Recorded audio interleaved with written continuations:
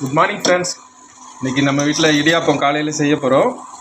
வறுத்த பச்சரிசி மாவில் கொஞ்சோண்டு உப்பு போட்டு கொதிச்ச தண்ணியை ஊற்றி ஒரு 5 நிமிஷம் வைக்கணும். மாவு பிணைஞ்சு எடுத்தாச்சு. இப்போ பாருங்கள், இடியாப்பம் புனிய போகிறோம்.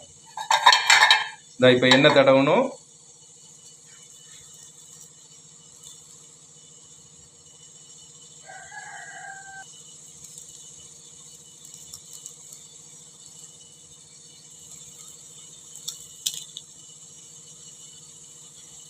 இப்போ வேக வைக்க போகிறோம்.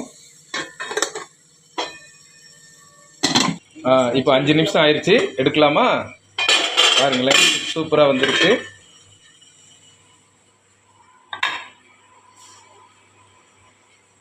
அதே மாதிரி இந்த மாதிரியும் வைக்கலாம். இட்லி மாதிரி ரவுண்டாக அழகா பார்த்தீங்களா? இந்த மாடல்லையும் செய்யலாம்.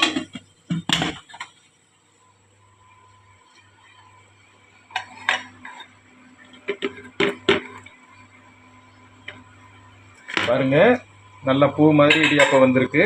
நல்லா வறுத்த மாவு. நம்ம வீட்டில் செய்கிற மாதிரி என் கடையிலலாம் வராது. நம்ம வீட்டில் செய்கிறது தான் நல்லா ஆரோக்கியமாக இருக்கும்.